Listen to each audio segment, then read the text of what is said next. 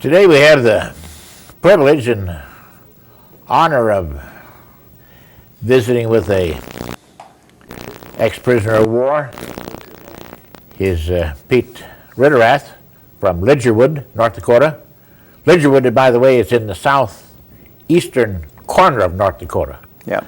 And Pete here, he lived most of his life in North Dakota, married, has a family, and joined the service early and has a couple of distinctions. One is that he spent the war in the Philippines as a POW for 33 months, which was rather unusual for different, and Pete will tell us why and so on. So now, Pete, you can just tell us where you were born and a little bit about your folks and schooling and so on and so forth. You just go ahead and tell your story. Well, I was born 5 miles south of Lidgerwood on a farm, and we lived on the farm there. I have 2 brothers and 1 sister, and the 2 brothers are dead, and both parents are both dead, so that leaves my sister in Washington State and myself. And I went through the 8th grade, and then I took 1 year in high school, and I decided they wanted me to play football, and I didn't like to play football. I didn't have time for that. So, and of course we drove a horse and buggy. That's at Lidgerwood. Yeah, we drove a horse and buggy to school, and we had a lot of work to do at night besides play ball. And of course the professor said I had to play ball, and I said I wasn't going to, and that caused trouble, so I quit school. And then I went on my own at 13 years old. And I decided the way I was going to live my life, I thought, and I had things planned out, but not to go into service. But when that time come, I was drafted, I went. And I was drafted on May 6th of 1941. And with the... Now the war hadn't started, but no, the draft was in effect. The draft was in effect. Right. And I was drafted with the first group out of Lidgerwood, with the first group out of Richland County. And we were taken down to Fort Schnelling by bus. And we were sworn in there on May 6th of 1941. Now Fort Schnelling, that's the Twin Cities in Minnesota. Yeah. That was the reception center where you got started. Yeah. Well, Fort, yeah. Yeah. And then from there we went on to Fort Leonard, Missouri, and tramped around in the mud there. They were building that camp at that time. They told us that the roof went up every 17 minutes in that camp. And believe me, there were a lot of roofs. And the mud was knee deep, and we marched in that. Which now, did you take it? Was that basic training you took there? Yeah, that was basic training. What did basic training consist of? Well, more or less discipline. Learn how to march and hold a gun, and that's about all it amounts to. Discipline, how to make your bed, how to put your socks on and take them off, stuff like that. Now you were in the barracks. You had a corporal or someone ahead of you and a sergeant. Yeah, there was. Yeah, it was not really organized very well then. No, it was just beginning. Yeah. Then how long were you there, and where did you go then? Well, I was only there, but I don't think it was quite 6 weeks in training. From there, then they took up, not a bunch of us, there was less than 20, I'd say, put us on a train and send it out to Westoverfield, Massachusetts. That's near Boston. Yeah. And so we, you done some more marching for a week or so, and then they decided that we were going to dig up tobacco roots. They were going to make a airfield longer, and they wanted a bunch of guys to pick up roots in the airfield. One guy they had a small tractor, and they would root it up, and then we all go pick up roots. Well, I got tired of picking up roots, so I asked the the sergeant if I could run the tractor. And he asked the lieutenant, and the lieutenant said, "Oh, I want to see her run it." Oh, I got to run it. Nothing new to me. No. And so then he left me run the tractor. So I'd go root up the ground and sit there and wait until they wanted some more, root it up, and you know. Well, had this been a tobacco farm then, or? Yes, it was. And they had big roots on the Oh yeah, great big ones. tobacco. That must be a perennial then, is it? I don't know No. what it is. Anyhow, that worked real good until the weather got cold. And then, of course, I'd sit on a tractor and wait, and I'd get cold, so I'd go back and help pick up roots. And that's what we did. Done there for as long as we were there. Then it must have been in the first week in October or something, I think. Now this was in 1941? Yep. Yep, okay. And then we were load up all our equipment that we had, which we didn't have any, we didn't think. But they had a lot of it gathered together, like trucks and caterpillars and carryalls and blades and everything to bulldozers start to build all that stuff, yeah. And we had a whole trainload, and of course there was also enough cars to handle us. I don't know how many men there was, but then we started for Frisco, and nobody knew, even the captain didn't know where we were going. That's all the way across the United States then? Yeah, that's right. On troop train or? Yep, on a troop train. We also had all our equipment with us. So, Did you eat on the train then, or Huh? sleep or eat on the train? yep, he slept, ate, and everything on the train. Yeah. And they left us out, and then, I don't know, in south someplace, I'm not too sure where it was, they left us out. But that's the first time we got out down south. And then we pulled into Frisco, and there we were on Angel Island.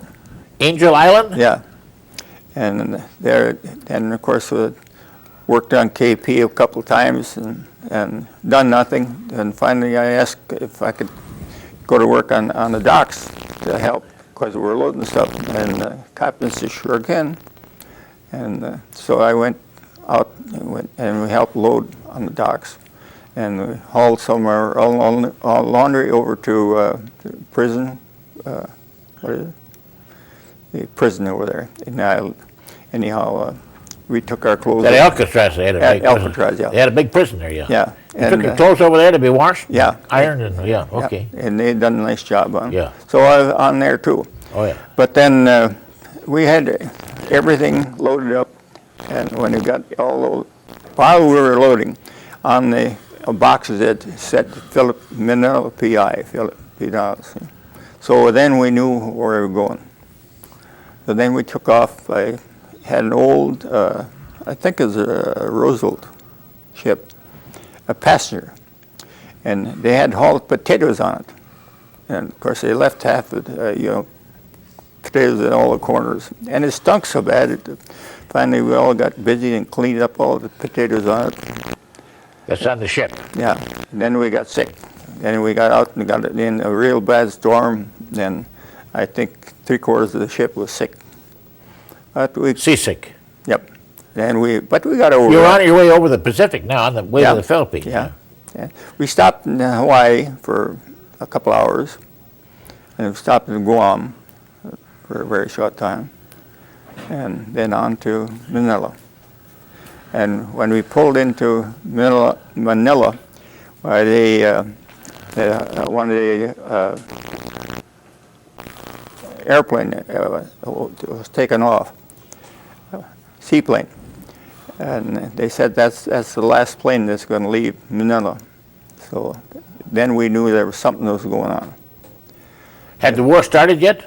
No. No, okay. So then, But you landed at Manila then? yep. Yep. Then they took us up to Clark Field. That's a That night, air base. Yeah, and they had bivouac out for us there, tents up, and we stayed in there for maybe 3-4 days, something like that. I forget just how much. Anyhow, from there, and we went out to where we were supposed to be at O'Donnell Field. O'Donnell, is that a new field they were building? That's what we were sent there for, was to build this O'Donnell Field. So we started building. You were engineers then? Yeah. So we started building airfield. Now, what would you do in starting building airfield? What in the world would you start with? Well, you start with sand there. Start to dig down and clear off the land. It had to be level and go through. We had a lot of places to go through. Swamp, and also a lot of weeds where there's hornets and everything. Everything lives over there, you know, snakes and everything. Of course, with the bulldozer, you don't much care about snakes, but the hornets, they got to watch out for them. Now, how many Americans were there now that were on this building crew? Oh, around 200. 200, yeah. Okay. Somewhere around there. And you had a lot of equipment. Yeah, we had quite a bit. Yeah. Yeah. Okay, go ahead. And on the way going over the ship, I became corporal before I could get paid for it. And I didn't even know it till one of my friends come up and said, you're a corporal? And I said, no, I ain't. He said, yes, you are, going to look on board. Well, I was. So then I was in the motor pool. And my job was to take care of some of the equipment and see that it worked on running and everything, and get guys out of bed in the morning to go to work, because we were working around the clock. So that was my job then. Those trucks, they were used to hauling gravel and sand and dirt and everything. And hauling men, everything. Yeah. And so then we had, I think it was 4 mechanics. And of course with drivers, cat drivers and truck drivers that never drove either before, we had a lot of work to do. They were always tearing something up. Well, then it wasn't too long, and then our first sergeant was transferred to the front lines right after the war started. Had the war started then? Yeah, and the war started. How did you know the war started? Well, there was a group of airplanes flew over us when our captain called us all to attention this morning, and we're all standing there listening to him. He's telling us what the war has started, and now we would be taken care of for the rest of our lives, like the World War I vets and going through all this stuff. And now any of you guys that don't have $10,000 insurance, get busy and sign it now. So we done that, and then while we were standing there, here comes a flight of airplanes with the rising sun on it, under the wings. So then we knew what was going on when they started dropping their bombs. We could see when they dropped their bombs. Of course, we were only 10 miles as the crow flies from Clark Field to O'Donnell Field. They were dropping their bombs at Clark. Dropping their bombs just a little ways over us. Yeah. We're supposed to land on Clark, Yeah. and they did. After the bombs went off, we had fires. We see fires all over. It was a mess. But they didn't bomb us. No. Didn't bomb where you were building that air? No. What happened next now then? Well, then of course the Japs landed up in Lingang Gulf. And The Japanese ground forces landed. Yeah, and that wasn't too far from where we were, so we got all our equipment ready and moved south. You quit building then? Yep, we quit on that. So then at that time then I become motor sergeant, because our first sergeant was given a second lieutenant and moved up front. So then our motor sergeant was transferred in the first sergeant, and I was made motor sergeant. So I had complete control over what we'd done there, under the captain. And when we got orders to move south, this crazy first sergeant we had, who was motor sergeant, he said, just leave everything. Don't take it, leave it. We gotta go. And I went to the captain and talked to him. I said, Captain? I said, we're going to be using picks and shovels if we leave all this stuff go.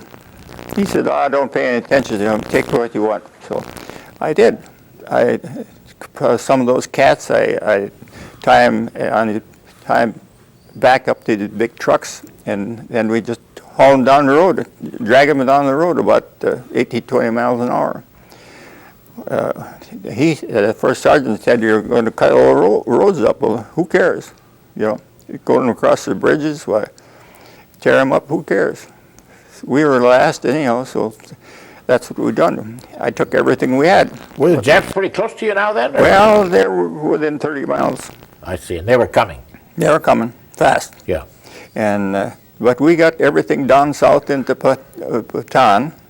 Bataan? Yeah. Yeah. In that area down there, and that's where we kept the roads up and built bypasses under the bridges and all that kind of stuff. We were busy, but we did keep our machinery loaded. Whatever we wasn't used, stayed on the truck, and so that in case we had to move, it was ready to go. We didn't have to leave it behind.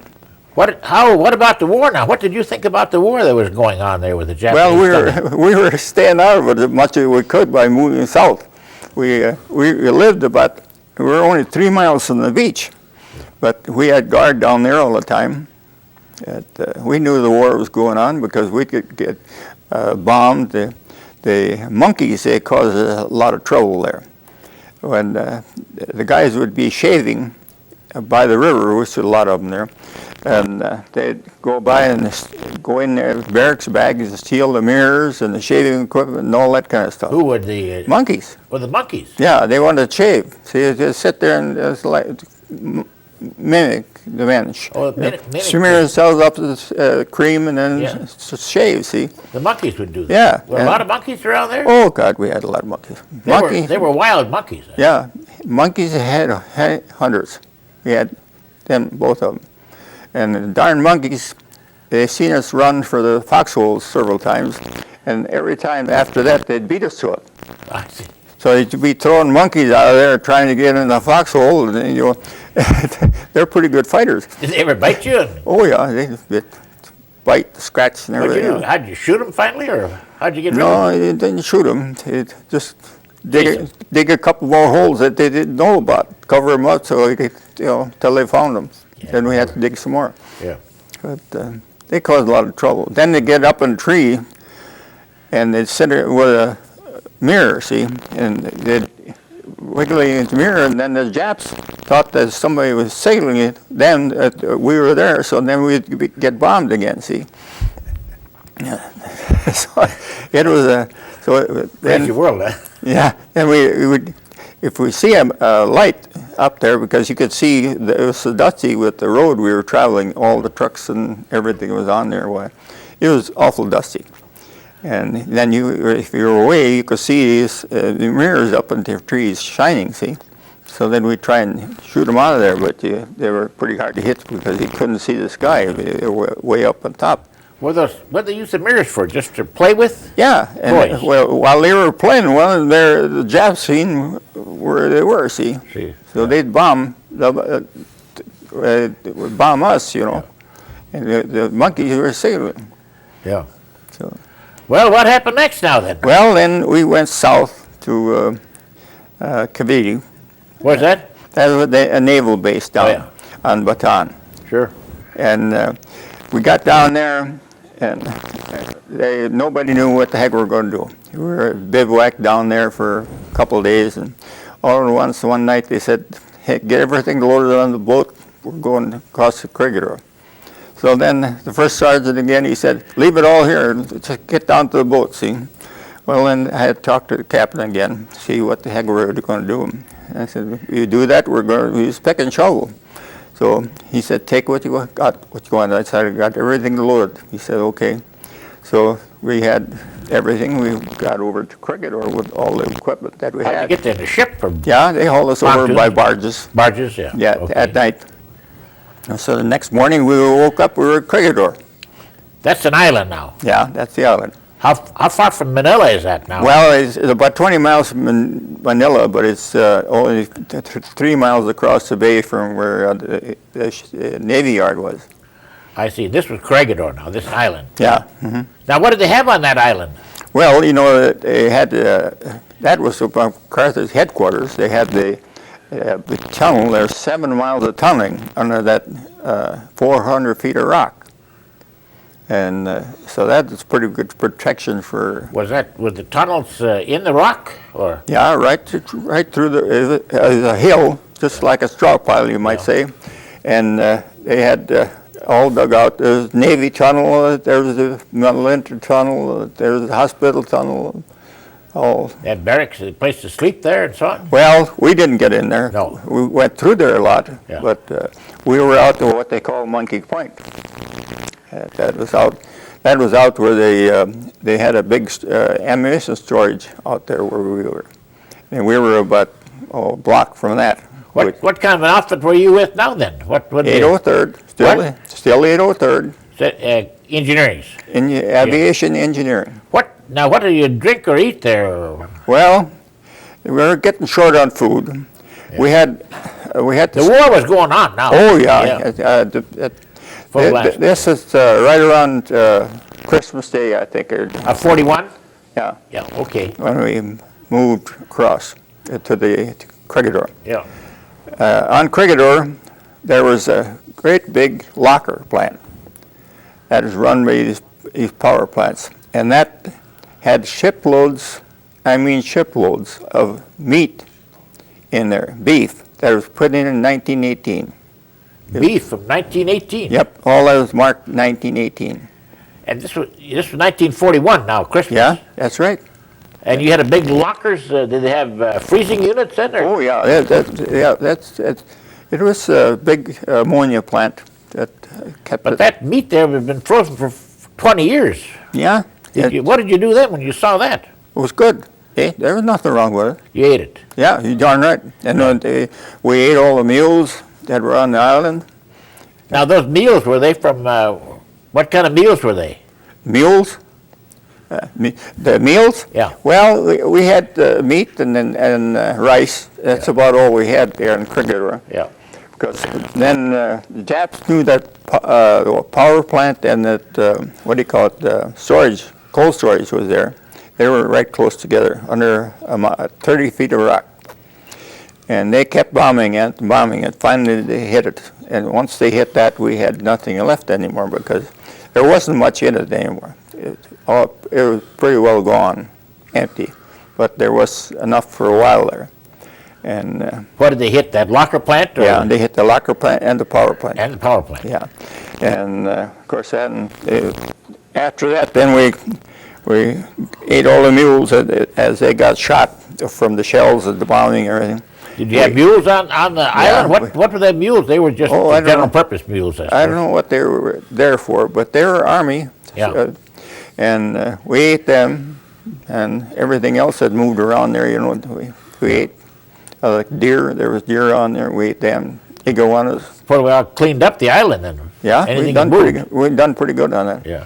What about, did you get any rice or anything with that? Or? Well, yeah, we got some rice with it, very little. Yeah. Did Japanese haul any food to you? No, not very much. At first, there was when after we were prisoner. Well, then we were there. Plus, there might have been 500 men there. They kept a lot of soldiers there or prisoners there to haul the iron, all the iron and trucks and tractors and everything they could get out of there. They hauled out, shipped out. Out of Kriegieland? Yeah, off of Kriegieland onto Japan. Americans or Japs? No, the Japs took it all. Oh, the Japs took it all? Yeah, they send all to Japan to show what they got. Yeah. See. So then there was a group that loaded most of that stuff, but after everybody left, there was only 17 of us there. You were one of them? Yeah. On Kriegieland? Yeah, on Kriegieland. Right. And then they took what these other guys had been using all this time, and we had to load that into a ship, all except, we kept one motorcycle, and I forget, one tractor, just enough to get by with, you know. And I don't know if we didn't have any trucks either. But then were there a lot of Japs on the island with you? Well, there was enough of them around there then to they had done some training on there, troop training and stuff like that, you know. We had about 30, 40 were guards. Yeah, and how many Americans you say? Well, finally, when you got everybody shipped out of there, when they got the iron moved out and what they wanted, then they had us to maintain the island there. So you're one of the 17. Yeah. Now, why did they keep you there? Well, because I run the diesel. I see. I took care of the diesel plants in Kriegieland, Fort Drum, Fort Hughes, and Alfrenia. And Fort Drum was a concrete battleship. It had 16-inch guns on it. It looked just like a battleship outside and inside, but it just sat on a little rock, island or whatever you want to call it. You couldn't move then? No, it was just stationary. It's called Fort Drum? Yeah, Fort Drum. But it was in the shape of a battleship? Yep. The 16-inch guns? Yep, 16-inch guns. Yeah. And when those guns fired, when they were firing at the Japanese on Bataan, why they fired across us, over Kriegieland into Bataan. Had that been a battleship then maybe at one time? No, it was just a concrete battleship set. Yes. It was built on this little island. This little island, Yeah, and on one side you could get up to with a big ship, but on the other side there was just part of the island sticking up there. See. Now, Elmer, maybe you want to go up and back and have him tell us how he was captured. Yeah. Okay. Now, when we just step away from that island for this minute, was that Fort Drum? That battleship, was that called Fort? And the Japs sunk that, I think, 100 times. What? Yeah, Japs sunk that 100 times, I think. Every time they'd give their, about what they bombed or what they done and their destroyed. official communications. Yeah, and it sunk Fort Drum. Yeah. Now, what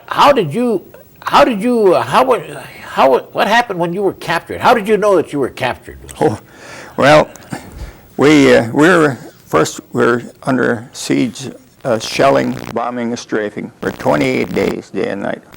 Where was that at? We were on Kriegieland. Yeah. And they were 3 miles across the bay on Bataan. The Japanese? Yep. Yeah. And we seen them setting up their equipment over there. You could look over there and see them just out in the open. We knew what was going to happen. And now, how did they start shelling you then, or what happened? they started shelling us day and night. On your island of Kriegieland? Yep. Now, you hadn't been captured now yet? Nope. Oh, no. We were still. Now, how long did this continue, this shelling of Kriegieland? 28 days. 28 days. Days and nights. And Now, what happened then? well, then they landed. They come across on barges. The Japanese? Yeah.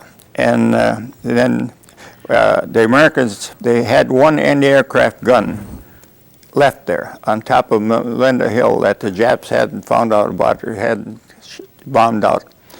And that one aircraft gun would shoot across the bay over there when the barges were coming with men, and the shells would go off right up above the barge and bodies would fly all over. And they lost a lot of men coming on Kriegieland. From that one gun? Yep, but they got the gun towards last. Now, what were you doing now when these Japanese were coming on these barges? What was your job, or what were you doing? My job was just on guard. We were on guard, a whole bunch of us. We weren't, they had the infantry down on Monkey Point where we had been, but we were up on the, not on top of the hill, but we were up towards the entrance of the hospital ship, hospital tunnel. Now, when the Japanese come, when was the first, what happened then as they landed there? Well, I don't know because I wasn't there, but I know. Where were you, in the tunnel? No, I wasn't.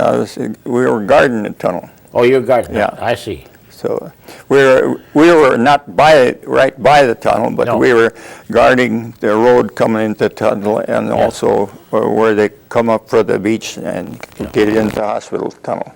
Now, when did you actually give up, we'll say, or when were you actually captured? Well, it's funny. But we were captured the morning of May 6th of 1942. May 6th of 1942, okay? And I was drafted May 6th of 41. I see. So, Very famous date then. and that's Now, how did they actually capture you? well, we I didn't realize have, this may be confusing, but I mean, we had no food, you know. No.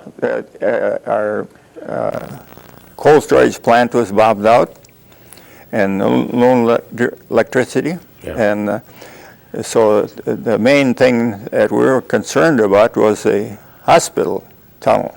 And that, of course, had a couple little diesels running on, and the nurses were running around in there with nothing. The doctors, you know, they couldn't, flashlight, you can't operate a hospital like that. no. But But anyhow. you were on the outside now, were you? Yeah, Yeah. on the outside. But during the night sometime, I got hit. I don't know what happened. I don't even remember. But I was hauled into the hospital tunnel, and when I woke up the next day, I was in the tunnel, and I didn't even know how I got there. And then, of course, as soon as I woke up, then I was sent outside, and they were gathering in to get a picture. And after they got that picture, then they hauled us all down to What did they take a picture for? Just the Japanese did?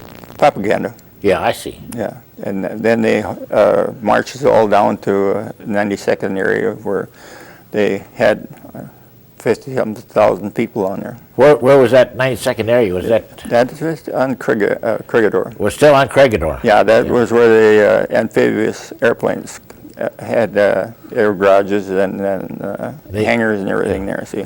Did they empty out those tunnels then? And Oh yeah, they all except the hospital tunnel. Yeah. They seen that everything was out of there. Yeah. But the hospital tunnel, they didn't bother the nurses. They didn't. No, they didn't. And then when we got down in the hospital, the 92nd area, that's when they hauled this one guy up on top of the hill and shot him. Then I thought, when they called out my name, I thought I was next. Well, how many Americans were there now in that group? Oh, well, I don't know how many Americans there were for sure, but there was, they said between 50 and 52,000 men. Big. Standing in there for 11 hours in the sun. Yeah, that comes from the 92nd area. Yeah. When they took us, a bunch of us out of there, out of this 92nd area where they had us all. That was the area where they gathered you up there. Yeah, you heard it. There's no no meals, no sanitary facilities, no water, no nothing. Yeah. And then they come in and they took, I don't know how many it was, I forget. Anyhow, they took us out, and they were gonna, we didn't know it, but we stood at attention for 11 hours out in the sun, and they wouldn't let us take off to go to the bathroom. There was nothing to eat, no water to drink or anything. Anyhow, when they got all through with this, 11 hours, then they made us carry Japs that were on stretchers. They had them stored someplace, I don't know where they come from. And anyhow, we had to haul them down to the boat. We had to haul them about, I suppose about 5 or 6 blocks, something like that. They had a stretcher with the Japanese on the stretcher. Yeah, and they had their guns and all their paraphernalia that they sold and everything else. Piled up on the stretcher. And the body too. And the body. I mean, they were alive. Yeah. But they were injured. Yeah. And Then you helped. Then you Americans, then lifted the stretcher. Oh and yeah, carried the Americans had to carry them. Yeah. Yeah. And we were hungry. We were dry, and Yeah. nothing to eat or drink. You know, we'd get. Did some of you fail or pass out or die in that? Oh yeah, some of them passed out standing in the sun. Yeah. You know, no hats or anything on. You know, No. gets kind of tough. Well, after you'd carried these Japs down to the barges or ship, then what happened then? Then we went back to the 92nd area. They weren't organized yet for, really working. But then that's when they hauled this guy up on top and shot him. Then they called out my name. And then I was taken I went up there to see what they wanted. I thought I was going to be next in line to shoot. And then the doctor was, and he asked me then to come up and see if I'd get the generators running. In the corregidor, in the tunnels there, Yeah. hospital. So, yeah, I said I was glad to. Yeah. Anything but stand down there with that, all them people. Yeah. And so I went up there and got them started, got some going, and for the hospital part, so the nurses, the doctors had something to work with because there's a lot of injured people. And so I got a couple of them running enough that they had ventilation and lights in there. And that's when the Japs come and said that I was to start that big generator that I never even seen before. And What generator? That was for the whole hospital then, or that was the island. for the whole island? Yep. Island was self-supporting. It had its Oh, I own see. water system, its own sewer system, Yeah. its own electrical system, Yeah. its own telephone. And you were to start the generator, the big generator then? Yeah. How big a generator was that? There were 850 horse air injection Worthington engines on the 750 kW alternator. And the air starting, which I never even seen before. How much electricity would one of those That put was- out for houses? We'll say how many houses? Well, that 750 kW run the whole island. Yeah, I see. Included the electric train.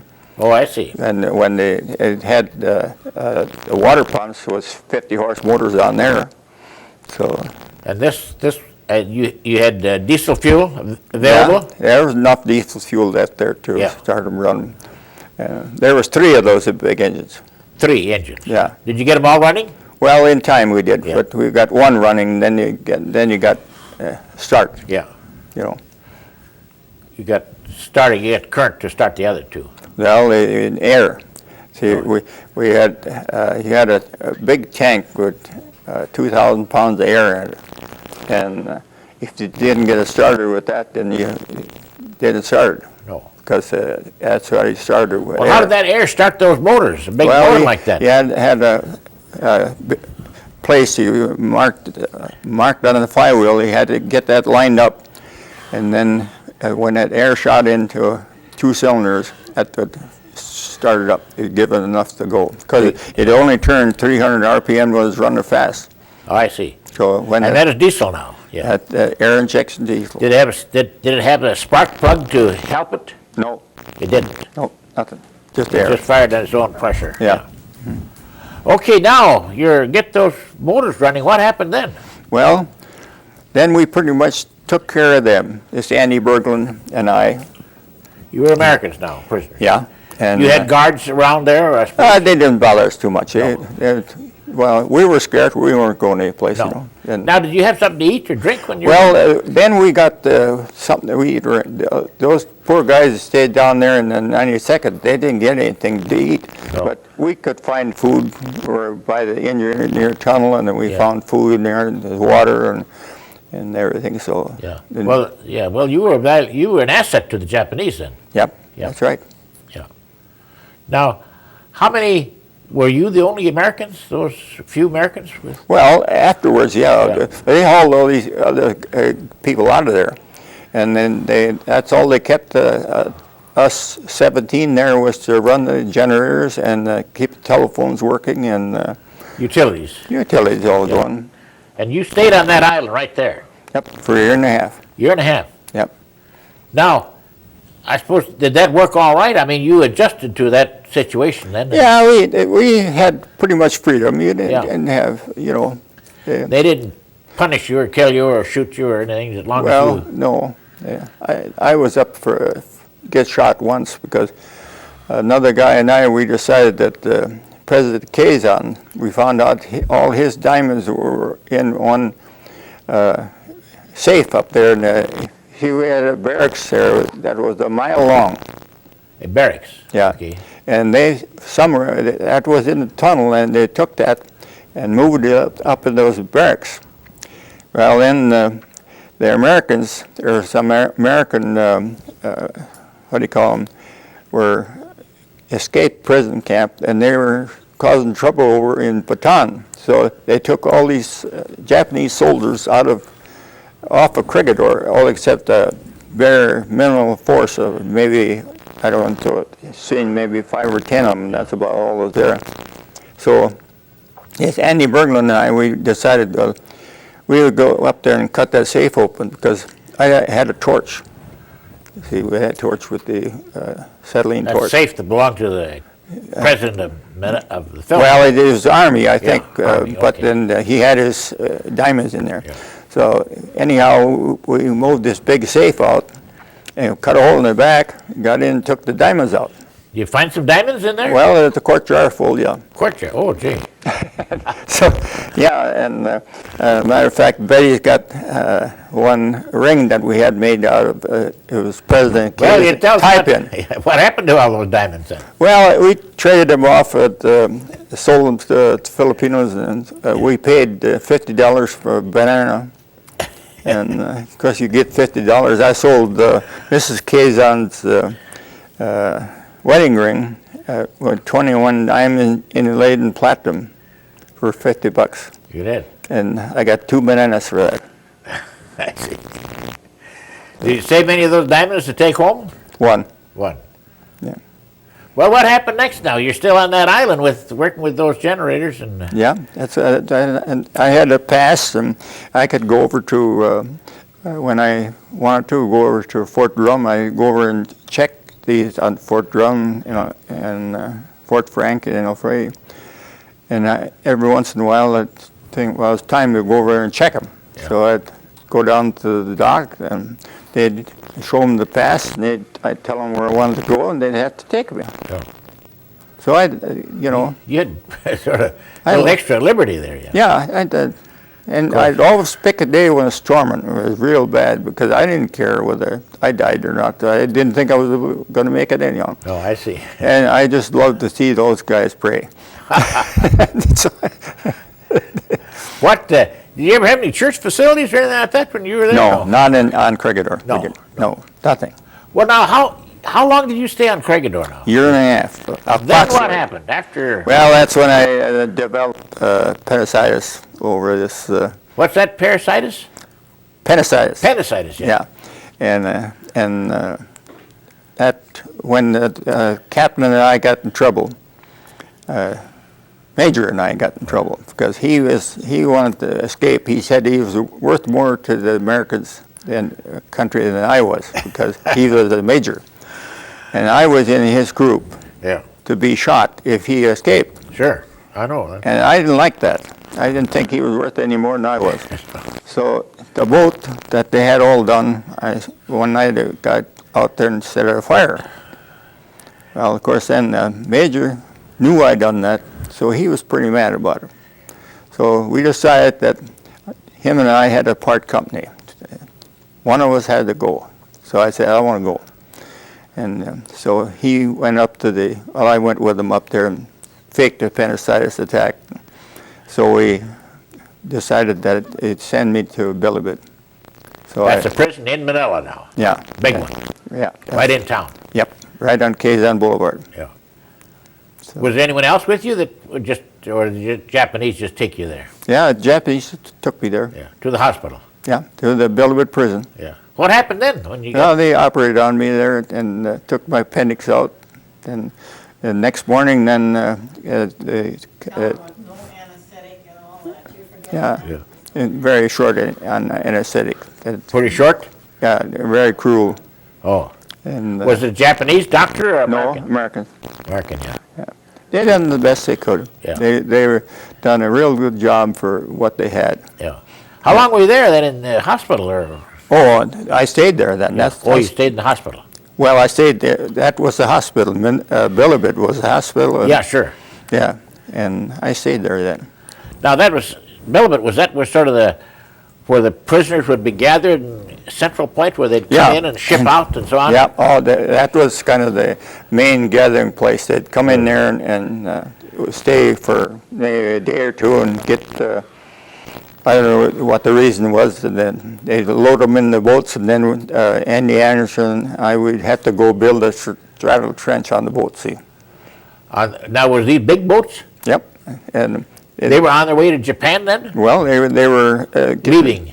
they're getting ready to go to Japan, but they load the men in there, and they'd be sitting in there down in these holes, and hotter than hell, no air in there. They wouldn't let them come up, go to the bathroom or anything, until they took off out to sea, and then they used the straddle trenches that we had put on these straddle trenches that you made then, did you build those on the ship? Yeah. What were they consist of? How was they? Well, they were just a trough made of plank, about 12 by 12, and then a steps on both sides, so you step on a straddle. That's what it was, a straddle trench. Yeah, you could straddle that then. And then this Earl Schweizer, and he lives down in Carter-by-the-Sea, California. And he's the guy that patented that deal. It's not a patent really, but he figured out this deal. Yeah. So that this barrel would fill with water half full and then dump and then flush everything out, see? And so that's what we put up on the ships. And you were one of the builders then? Well, yeah, Andy Anderson and I built them. Yeah. Then, well, now you're still building them. What happened next now to you? Well, when we were done with that, we were just taken back. We had to march back with our tools and everything. Yeah. They wouldn't haul us. They marched us back to Lidgerwood. Oh, yeah, in town. Yeah. Yeah. Well, we were. It was only. I don't think it was 6, 8 blocks or. Oh, yeah. And maybe 10 blocks down to the shipyard. Yeah, I see. And what did you eat, or what kind of facilities did they have at Bilibet there for you? Well, they had. We had good sanitary facilities because we were on the city sewer system water, but food was very short. What kind of food would they give you? Rice. Rice. Yeah. Anything else with it? Water. Water. We had 300 grams of rice a day. That's what we worked. How much is that? Much for Oh, filling about glass? that much in the water glass. Oh gosh, not very much. That dry. That is dry. No, it's not. We ate once a day. And That was the ration for the day. yep. We went to bed hungry every night. Well, now you had put water with that rice so it wouldn't swell up in your Well, stomach. they boiled that in the kitchen. Yeah. They had a kitchen there where they'd done the cooking. And if one man would die during the night, they'd take that off before they give him the daily ration. They took his ration off. Yep. Deducted that. What? Deduct that from the group. Yep. How were the Japanese living then at Oh, the guards? they didn't have it real good either, but then they had more to eat than we did. Yeah. Now, anyone escaped from there, or riots or anything? Well, one guy escaped, maybe two, but one guy especially I know that dug a hole and crawled under the wire, where there was wire. And of course he didn't do a very good job. He got in a hurry and the wire caught him. Oh, yeah. And that is, they had 3,000 volts going around there. And Oh, yeah. that took care of him. Now, how long, what year was this now that you were building these straddle trenches and Well, ships? you see, we were taken prisoner in May 6th of 42, and I stayed in Kriegieland for a year and a half, so that you're bringing up to 43. Yeah. And so that's about 43 and 44 we were doing that building. Yeah. Now, what did you think the war was going to come to an end, or were you going to lose it, or never come back home, or what were your thoughts? Well, I never thought I was going to live because You didn't? conditions were on Kriegieland with the group of us guys that worked and could walk. We had places where we were standing in front of a machine gun. They had all this set up. We had to build it. And so that there was a back to it where you stand there and the bullets were going to go through town or something, you know. Yeah. And the machine guns sat there. And so when the Americans come in, why we were told what we had to do: march over there and stand there and fire. Yeah. What did they do with the bodies when they? Well, they didn't do this. No. So when the first cavalry come in, at on February 3rd, night of February 3rd, 40. Is that Americans now? Yeah, when the 1st Cavalry come down Kazan Boulevard. Americans. Yeah, and the Far Eastern University was 3 big white buildings, about 3 blocks east of our prison camp, and that was where they went around. They circled around that. But get ahead of my story, the Japanese, when they heard the Americans coming, which you could hear for 2 or 3 hours maybe, and they heard You hear them coming. You mean you hear them bombing or hear shooting? Or gunshots and gunshots, you know, everything going on, Yeah. you know, airplanes and all that, busy. So then the Japanese officers, they left a guy, a sergeant by the name Sato, in charge of our prison. And all the officers went over to Far Eastern University to have a meeting over there, see what they're going to do. Oh yeah. And of course, when the Americans surprised them, circled the place, they never got out of there. And the next morning, we got up on a tower and looked over there, while those white buildings, the blood was running down every window and bodies hanging out of it. It looks just like you see in the movie. Had they shot them all? Yep. Americans or Yep. killed themselves? I suppose there were a few Americans got killed too, but then Americans, they there was shot no- all those guys. yeah, they were sticking out of every window. I see. Well, then what happened to you now with this sergeant that was in charge of? Well, he told us, he said that they were going to leave us. He wasn't going to do what he was supposed to do. He said he didn't believe in that. And so he told us that if they would march out in a military manner, if we would see that nobody molested them on the way out. You know, some of these guys wanted to get the last Japanese or something, kill a Jap, you know. Yeah. So our Earl Schweitzer, our commander of the camp, he said, we'll take care of that. So he told us to go around with the baseball bat. We'll go through the hospital ward and tell them that if you guys try and get out of this building, you're going to get hit with this. You're not going to get out of here and cause trouble. So that's He was telling that to the Americans. yeah. Yeah. The Americans that were in the hospital. In the hospital, yeah. Yeah. So then we went over to the guard camp and saluted the Japs. Then they walked out, locked the gate when they went out. They got about a block and a half south towards on Kazan Boulevard, and there was an American tank sitting there and killed them all. Killed them all. Yep. Now, where were you now? You were I was in Billerud, yeah, in Billerud prison there. in prison. Now, when that incident happened, was that the end of the war as far as you were concerned?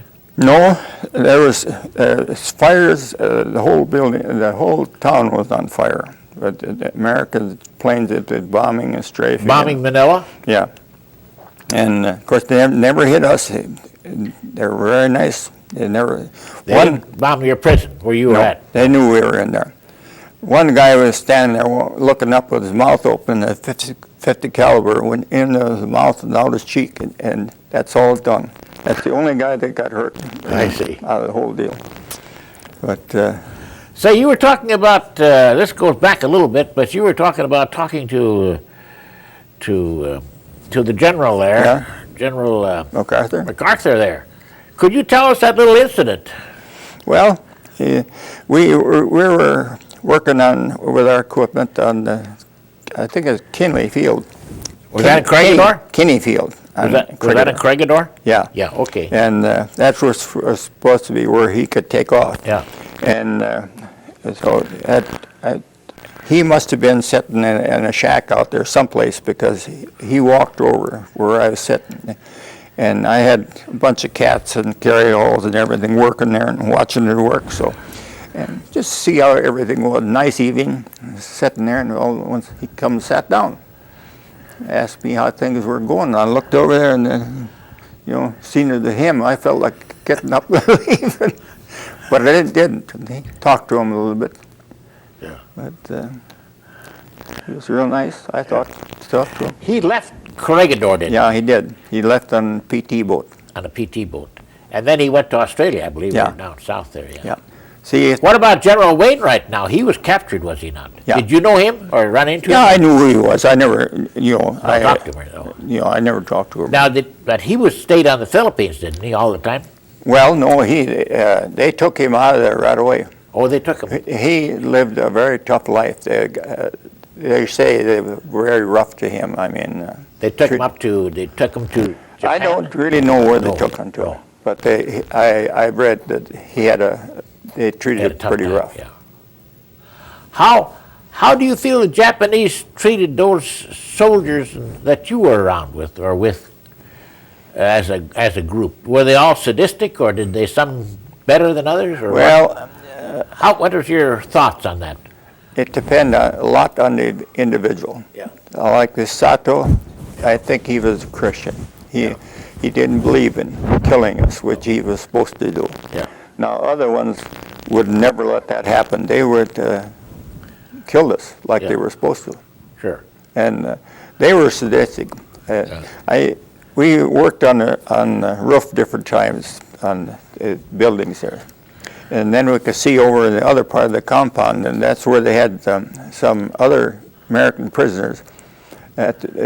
What they'd done, I don't know, but they would really beat them up. They would. Yeah, Physically. Huh?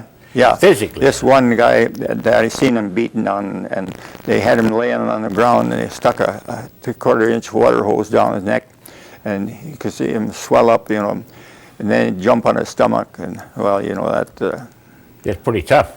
Yes, that's right. Then he'd done that 3 times, and then the Jap seen and I was watching it. He was up on the roof with me and chased me out of there. Yeah. Now, when you were liberated there, we'll say, what happened next? Now you were in. Well, that night, the 4th 4th of February '45. yeah. When they come in on the 3rd, and then on the 4th. American cavalry. Yeah, 1st Cavalry. They come with trucks in. Yeah, they had trucks, mounted guns. They must have 1,000 guns the way it sounded when they were shooting and fighting Yeah. over there. Anyhow, then of course they come in and broke into the prison camp. We were sitting there all day where we didn't know what was going on No. until nighttime. Then on the north end of the Bilibid Hospital, there was the old prison. There's a bordered place where he had adobe walls 3 foot thick all the way, 20 foot high, all the way around the prison. But they had door openings, and the Americans busted into there in the opening. They come in their jeeps and they hauled all of us out and hauled us up to the Yank to buy shoe factory. Were there many killed now when they come in and picked you up, or the Japs left? Japs are all gone. Yeah. And they hauled you up where? They hauled us up to the Yank to buy shoe factory. What kind of an outfit was that? They built manufactured shoes. I see. They said, how many were there in your group now that went up to that? Well, you know, Now, the war was over as far as you were concerned. I mean, you were liberated. we were liberated, yes. The war was still on. Oh, yeah. Yeah. Yeah. Yeah. Then they took us up there, and we slept on cement overnight. And Yeah. no facilities or anything around No. there, but just a big factory that's empty. But then next morning, they hauled us all back into Manila. To Bilibid? Yeah, Oh, I see. all back into. How many were there? How many men were there? Oh, I don't know how many they hauled back Hundreds there. or 1,000 or? Oh, maybe 300. Yeah. That's about all. And of course they had a place where MacArthur broke in there. You know, I shall return. Yeah. And because he come kicking the boards out. You know. Yeah. Then you went back to the prison. Now what happened after you got back Well, in? then they, after that was all over with, then they got some big trucks in there and they hauled us up to Clark Field. Oh, and that was under American control then? Yeah, and then there they fed us a meal, and they took us up along Lidgerwood Gulf, and they had a place up there there were about 500 of us in that one camp there. That is, they had tents and cots maybe or something like and that? they made meals for 500 people there. And they had a 5-gallon pail for a garbage can. And there was only about, I don't know, maybe 150 of us ate there at one time. But they fed us too much. We ate like hogs. What? We ate like hogs. Yeah, I suppose. Now, what about, you say you were a prisoner of war there for 33 months. Now, how about your health during those 33 months, or sickness and so on? Well, during that time, I had dengue fever. And what? Dengue fever. What is that now? Well, it's coming into the United States, in the southern states now. I see. And it feels like you got a truck tied to your feet and your head, and you pull it apart. And a lot of pain for about 3-4 days and a high fever. And but I never had malaria. Oh. And I had then dry berry, wet berry, maybe dysentery. Those were, did you get any medicine for that, or doctor's care? Or? Yeah, they were, of course, for berry, they couldn't do anything. No. You know, but maybe dysentery, they had medicine for that. Now, after you were, was this after you were liberated or before you were liberated that you had these illnesses? I had all those before. Before, yeah. Yeah. Did you have Japanese doctors or American? American doctors. American doctors, yeah. Yeah, on Kriegieland we had no doctors. No. But we had doctors in the Lidgerwood prison. I see, yeah. What about, did they have any church services or chaplains? Or Yeah, we did on Lidgerwood, yeah. in the prison there? Yeah. Mm-hmm. That the Japanese allowed that then? Or? Yeah, they didn't first, but afterwards they'd watch, see. You just had a sort of a common service of just some up type? against the wall, they had an altar set up there. Yeah, I see. But there wasn't too many of us that could go to church. No. Because there wasn't that many able to walk around there. Yeah. Well, now when you got liberated there and you went up to Clark Field, you said. Now, how long did you stay there? Long enough to eat a good meal. I see. Then what happened? Then we went up to Lidgerwood Gulf, where they had this place where just, I don't know what it was set up for, but whether they just set it up for us or what, or for a group of men. But we stayed there for, I don't know, maybe a week, something like that. Where'd you go then? Well, then they took us by DC-3, which wasn't called DC-3 in the Army. Yeah. And we had, the only thing we had... A 2-engine plane transport, yeah. Okay. We had a pair of shorts on, undershorts, that's all we had, and these wooden shoes. And these airplanes had just a seat, aluminum seat Yeah, sit sure. on. And you always get up about 12,000 feet and sit on the aluminum seat. That's damn cold. And then we talked the pilot into going over Manila, see? But asked him if he's fly over Manila, we want to see it. So he did, but then it started shooting at us. Oh. So, but then we got by that. And Well, where did he take you that? then he took us down to Cabanatuan airstrip in New Guinea. In New Guinea? Well, that's quite a trip, though. Yeah. Several hours. Let's see, yeah. It was McCarthy headquarters down there. Now that you were liberated now, and they took you down there. You were American ex-POWs. Yep. What happened next then? How long were you there? Oh, we were there for maybe a couple of weeks at the most. Now this was in 45 now. Yeah. Mm-hmm. Now, when did you start your trip back to the United States? Well, we were there maybe 2 weeks, something like that. You know, time. Yeah, I realize that. Yeah. You know, but then we got on, put us on a ship and brought us back to Frisco. What kind of ship was that? Well, it was it something like we went over there on, but we got fed real good. There was a lot of soldiers on there other than the POWs. Oh, I see. Because there wasn't that many POWs. No. Some of the sick ones are Yeah. flown back, and some of them went to other hospitals, and so. But But then When you got back to Frisco, where'd they send you then? What hospital? Well, then we went to Lidgerwood General Hospital. Letterman there. General, yeah. Right And there. And we stayed there for, I don't know, a week or maybe more. And then I went up and then talked to some, her name was Lieutenant DeFontaine. And I told her I wanted to get home for Easter. And she said, so what? Everybody wants to get home for Easter. And I said, I don't care about anybody else. I want to get home. So she said, okay. She said, come back a little while later. So I went back there afterwards, and I told her I had a friend that wanted to go too, and he was going to North Dakota also. So she made arrangements for both of us to fly together to Bismarck. That's where he got off, and I got off Fargo. I see. So, In the airplane? yeah. DC, yeah. Yeah, DC. another DC-3. Sure. Then how long did you stay home? You went back? Not very long. No. I just I couldn't stand it. No. I don't know what was bothering me, but I had open leave to go home, but I just told them I had to go. So then I went to flew to Chicago, then by train back to what do you call it? Letterman? The Letterman General. Yeah. And then you, how long did you Iowa. stay there then? Oh, I was there from April until about September. At Letterman Hospital, yeah. Yeah, I had kidney surgery there, Oh, you did? and that's when Yeah. Betty was my special nurse. Where, at Letterman or Clinton? You were at Clinton, though. Clinton. Yeah. Hillman General, wasn't it, Betty? Schick. Schick. Yeah, that's right. Yeah. At Clinton, Iowa. Yeah. And that's a big hospital, isn't it? Yeah, it was.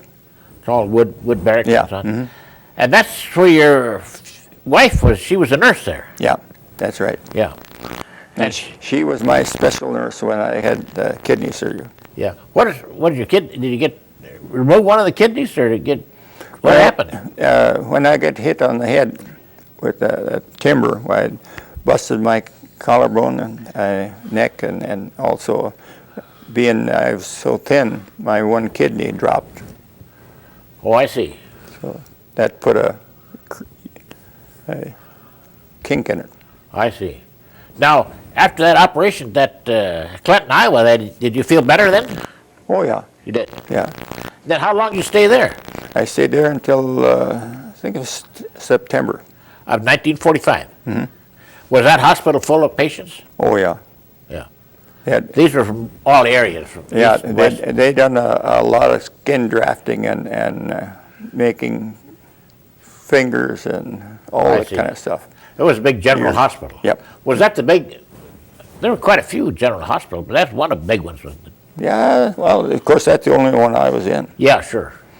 Well, you were at Letterman. That was the general hospital. Yeah, but that, Yeah. Then they had Fitzsimmons there in Denver. I don't know if that was running then or not. Or yeah, well, there's another one. that's where I was discharged from. Oh, at Fitzsimmons, Well, Fort Logan. Fort Logan. Oh yeah, that's area. Did you leave? Did you leave Clinton then? They sent me from Clinton to get discharged in Colorado.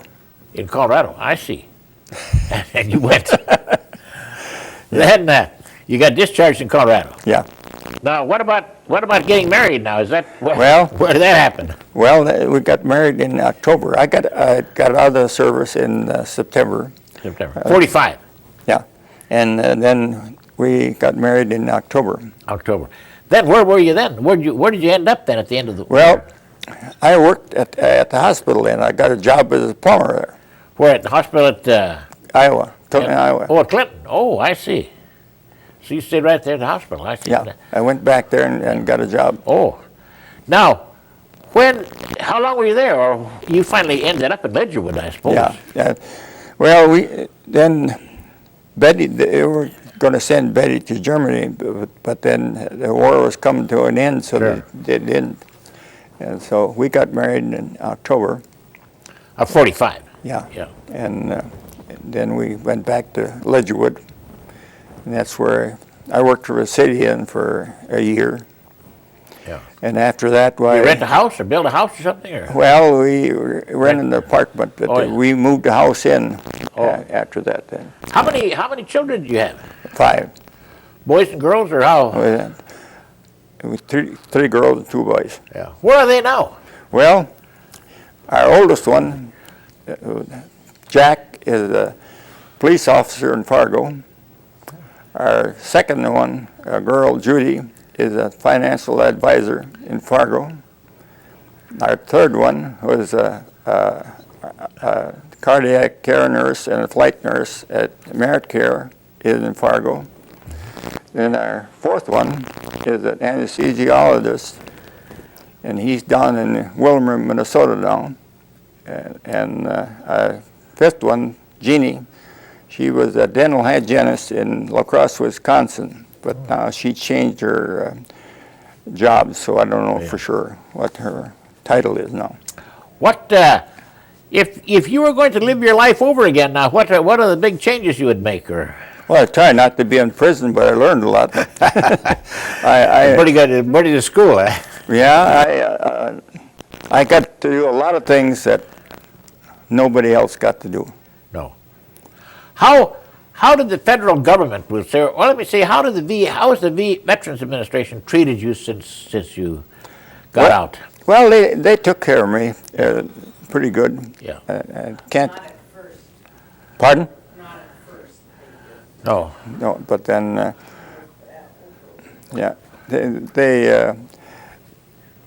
they give me 80% for a while, Yeah. which of course I had a lot of trouble with my shoulders and my neck and my back and my feet, and with beriberi, and I've had trouble sleeping ever since. How did the state of North Dakota treat you as far as? Well, they give us a bonus, Yeah. and of course, and then they come along with this license Yeah. plate, which is real nice. Sure. Yeah. I can't complain about that. No. Say, what do you think about the young men today, that is from 16 to 25 or so, compared with the young men when you were young? I mean, do you think they're wiser or more patriotic or stronger, or? Well, they might be wiser and smarter and all that, but I would hate to see some of these young fellas in prison camp where you have to go by the rules. Yeah. No questions asked. No. You had a lot of people that didn't believe in the rules, and they didn't last long. No.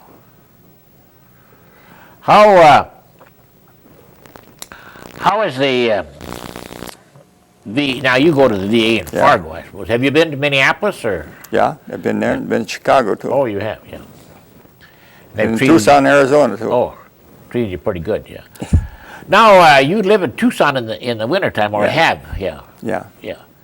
And it was kind of, you told me, interesting, what do you do when you're in Tucson, Arizona? Well, It's you and your wife that both go there, I suppose. yeah. I volunteer in the Pima Air and Space Museum, and she volunteers in the VA. Is there a hospital there, or just a clinic? Oh, yeah. Or? We're 7 miles. Oh, you got a big hospital there. Oh, They do a lot of transplanting and everything there. oh, at Tucson, Yeah, for the VA. yeah. Yeah. And now, what do you do at this museum? Well, I work on machinery. I built a tram there, for one thing that took a lot of money for them. And I worked down we have a missile site down in the Green Valley. Betty and I have both worked down there a lot. That is a museum missile site? Well, yeah, it's a missile site that we own. Is it an active one? No, It's not the one that would fire, it's just... no, it's not. It's No. all, It's part of the museum. yep, Yeah. it's a museum piece. How, do you have a number of airplanes there, or how big a place is this now? Well, we have, at the present time, we have 120 acres of fence and 8-foot seal fence, and we have about 245 airplanes there. And we have possibly, I'd say, 20 of those airplanes are under in buildings now. Now, does it cost money to go and look at that? Oh, yeah. How much does it cost? Or, I mean, just generally, I think it's $6. $6. I think. And then you have access to the buildings and so on. Yeah. They have a big one also. Of course, I haven't seen the one in Tucson, but they have a big one in Dayton, Ohio. I don't know if you've ever been there. That's a Air Army Force. Yeah, government. government one. Yeah. Have you ever been to Andersonville? Nope. No, I have. haven't either, no. No. No. I would like to go there sometime, but Yeah. Now, what do you think about the world as it looks to you today? What's our biggest problem, or what's our biggest asset, or what do you think about the world looking ahead 5, 10, 20 years? Of course, you and I won't be here, but I mean, No. we sometimes Well, think of what's going to you know, happen. What do you think? I think a guy can worry himself sick if he wants to. Well, I suppose you can. But You're not telling me what you... what's going to happen, and Yeah. you know, whatever will be, will be. Yeah, I guess that's pretty good. I plan on living it out the way I am, and Yeah. and that's good enough for me. Yeah, sure. Well, you've been an interesting man to ex-POW to talk to, and I hope that this film they make here, this video film, will be a benefit to not only your children, but grandchildren, great-grandchildren, and so on. They get to see you here on videotape, and it gives a kind of a story of your war. See, I mean, Yeah. a lot of times your great-grandchildren, they don't care how much money you won, they just wonder how you won the war, see. Yeah, they should think more about that. Yeah. Yeah, so I want to thank you for coming, Well, and I I hope want you to have a thank you. nice trip back. Road's good. And how do you go through Fargo. Fargo and then, Yeah, we're 15 miles off the interstate. 15, yeah. Yeah. So, no big. Well, you get home in good time, so. Oh, yeah. Well, I want to thank you very much. Well, you're the one that we should thank. You're the important person. So I know they'll have a tape here for you in a little while, and Well, you take with you back, you know, and you can just. it's a short time to tell what happened in 33 months. Well, that's right, yeah, Yeah, that's right. but, But maybe you've said more now in these hour and a half or so. How long have we been here? About an hour and a half?